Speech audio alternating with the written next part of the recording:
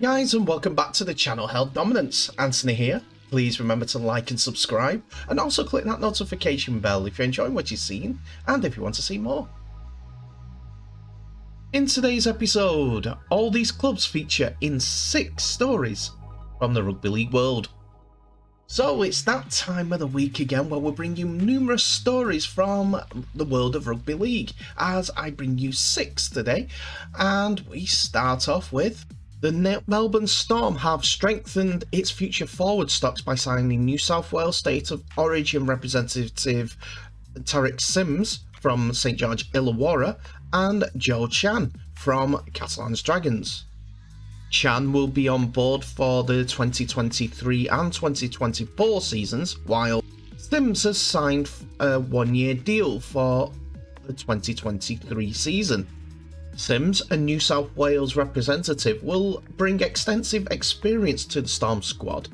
He began his NRL career with North Queensland Cowboys in 2011 and has played 209 NRL matches now, as well as 5 tests for Fiji and 5 games for the Blues, including all 3 in the starting pack in last year's series win against Queensland.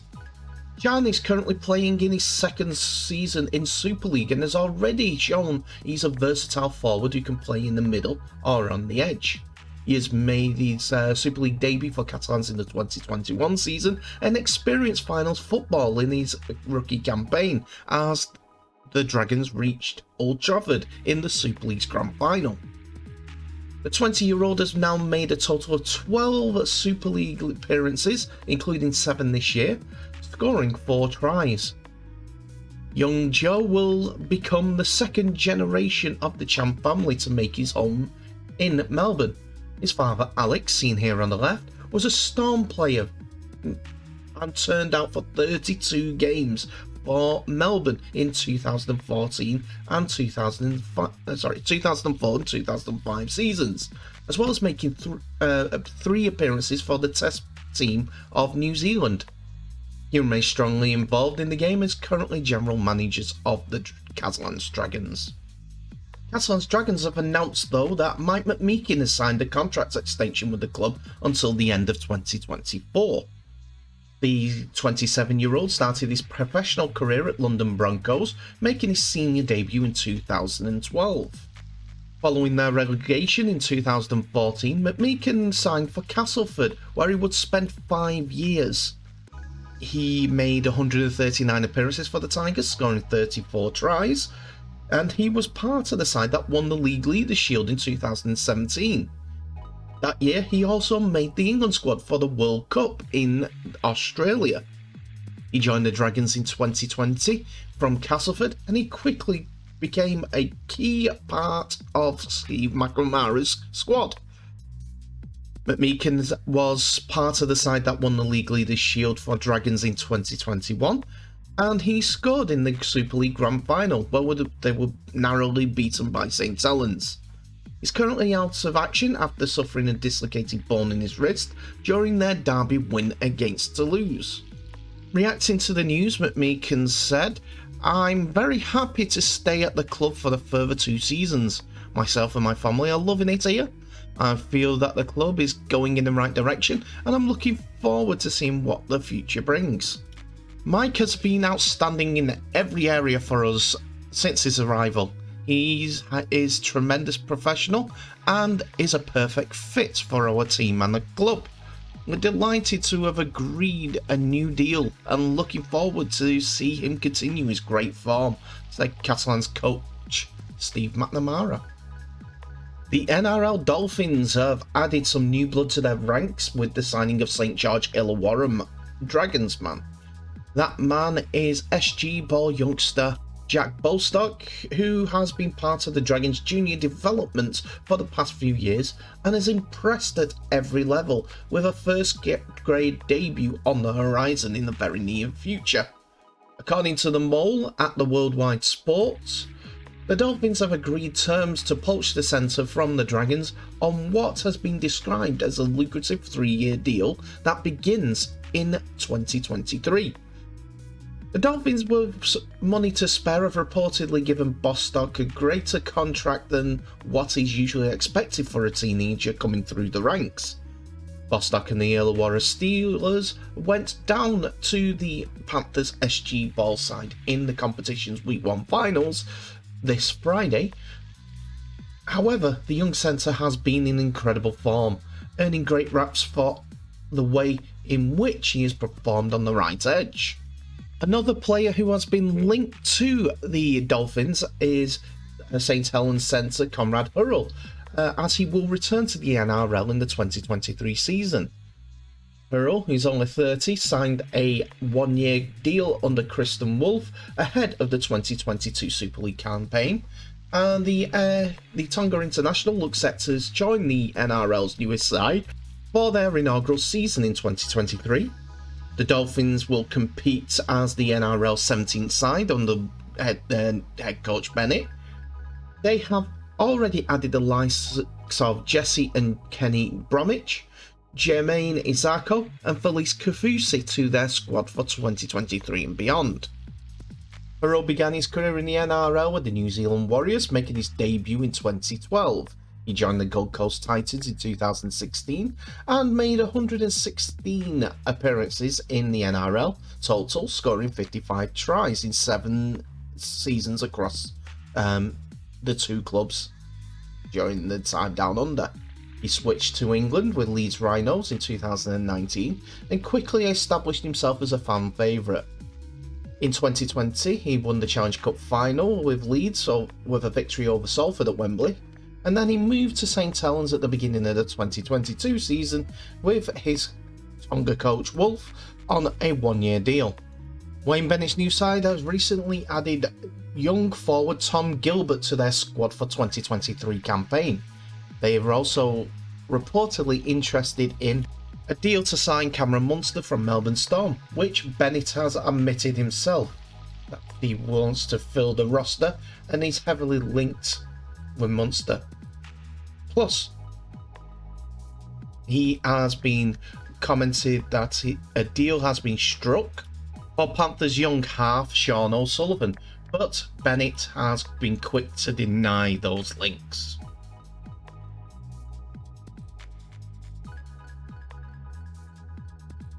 We drop into the Championship, and Bradford Bulls have announced that they have parted company with head coach John Hiya by mutual consent.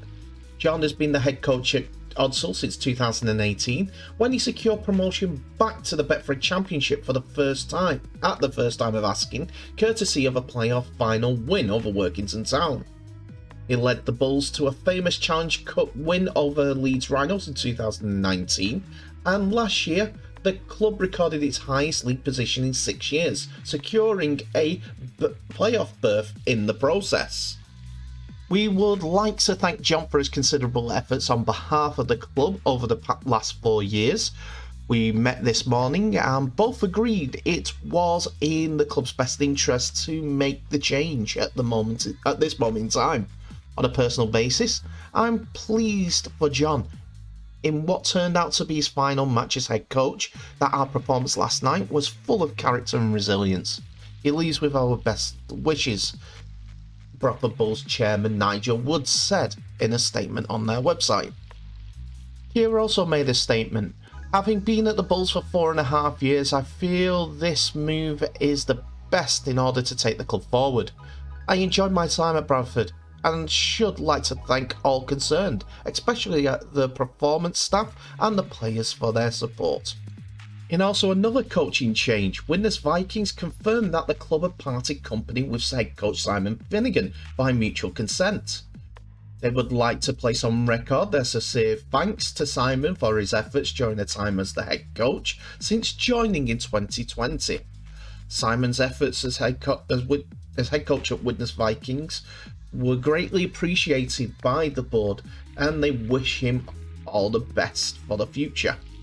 After playing for the club twice in his career that saw him play for Salford Red Devils, Bradford Bulls and Huddersfield Giants as well, he returned to Widnes once more after a spell as coach at Newcastle Thunder. This spell started in 2021 and ends on the 26th of April 2022. Mitch Barnett will finish up with the Knights at the end of the season before going on to joining the New Zealand Warriors in 2023 on a 3-year deal. The Knights had announced on Tuesday that Barnett had been released from his final year of his contract in 2023 to take up the offer with the Warriors. The club also revealed that an extension through to the end of 2024 was offered to the 28-year-old, but both parties agreed that the Warriors' offer was the Barnett's best option. The Warriors also confirmed the signing on Tuesday as well. The Warriors have presented me with the opportunity to further my game, Barnett said via a Warriors statement. I have personal goals of playing representative football, and I'm also looking forward to working with Brownie again. The Warriors have impressed me on and off the field, which made my decision easier. Barnett is currently in the middle of a 6-match ban due to striking Penrith Panthers player Chris Smith with an elbow in an off-the-ball incident. It was his 6th trip to the NRL judiciary since the 2015 season. He joins fellow edge back rowers Marata Nuikore from Parramatta, utility player Dylan Walker from Manly, and 5'8" Luke Metcalf from Cronulla as the club's most significant signings for 2023 so far. The acquisitions of Barnett and Nuikore will help offset the loss of Ewan Aitken, who will depart the Warriors at the end of the season.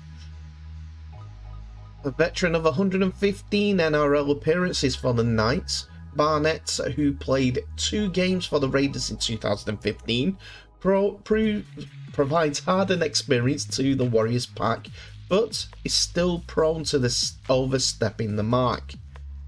Smith failed a HIA assessment following the ugly incident earlier this year and missed the Panthers' grand final rematch with the Melbourne Storm the following week.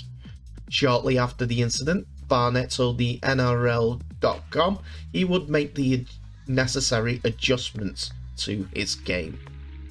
Also, the New Zealand Warriors have confirmed a 2-year contract extension for young gun Viliame Vailea, which would keep him at the club until the end of the 2025 season. Vailea was already on contract with the club until the end of the 2023 season, but the promising 19-year-old has impressed in limited NRL opportunities until now. The news comes as a rare bright spot, with the Warriors facing the prospect of losing a number of players from Australia for the 2023 season, who signed during their stay in Australia. As we know, Aitken has already opted out, while there's speculation over both Reece Walsh and Matt Lodge from heading out of the exit doors when the club relocates to Auckland for the 2023 season. And we end our stories today with the news that Zach Hardacre has been confirmed as a Leeds Rhinos player once again. The 30-year-old returns to Headingley days after his release from Wigan Warriors and will be in contention for the Rhinos game with Hull Kingston Rovers on Friday. Hardacre's previous spell seen him enjoy 6 seasons at the Rhinos between 2011 and 2016, winning 3 Grand Finals, 2 Challenge Cups and a World Club Challenge. He was also named Man of Steel in 2015, the year the Rhinos won the treble, and scored 67 tries in 155 appearances for the club. His arrival comes at a perfect time for the Rhinos, with a number of injuries decimating the squad. Tom Briscoe and Liam Sutcliffe are 2 of the latest to go down and join the likes of Jack Walker, David Fusitua, Harry Newman and Richard Myler in the treatment room. Hardacre's ability to play anywhere in the backs will provide much needed cover. He joins on a deal that will run until the end of the season, where again he'll be off contract.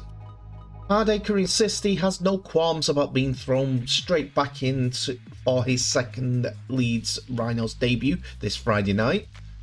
He's enjoyed a whirlwind week after being released, before the Rhinos acted quickly to re-sign the England international on this initial deal.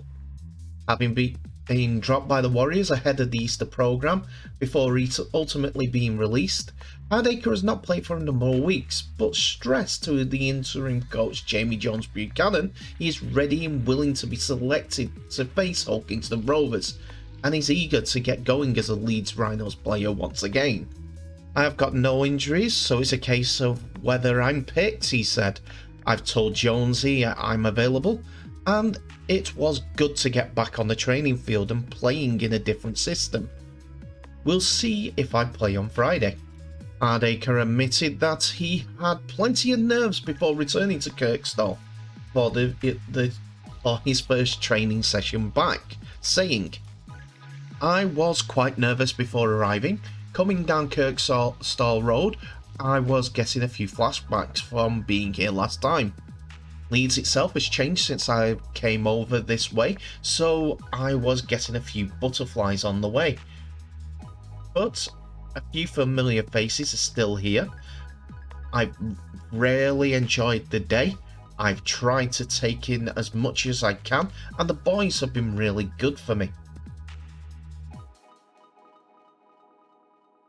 And that's it for another episode, ladies and gentlemen. Thank you so much for watching. Please remember to like, subscribe, and also share this video worldwide for anyone to watch, and clicking that notification bell for any updates on new videos that may be coming your way. We have the Facebook group online, so if you wish to join that and contribute to any comments for people around the world to find out stories that you know about in Rugby League, or are looking to donate Rugby League gear to any rugby clubs, please do so. And also encourage Rugby League clubs to join, as we're all a Rugby League family at the end of the day. So click the barcode and the videos will come up straight away on there. If you join the group, you'll get the first notifications when these videos are out. Tell me what your thoughts are in the comments below about these 6 stories. Hardacre back at Leeds. That's a major one for Leeds Rhinos. Some news about the New Zealand Warriors. The Dolphins signing all different players. 2 coaches gone in the Championship. Catalans 1 in and 1 staying. And Melbourne Storm adding to their ranks for 2023. All the good stories. So I hope you enjoy. But in the meantime, thank you very much for watching. Remember to share this video worldwide. I wish you all the best. Please stay safe, and I'll see you in the next episode.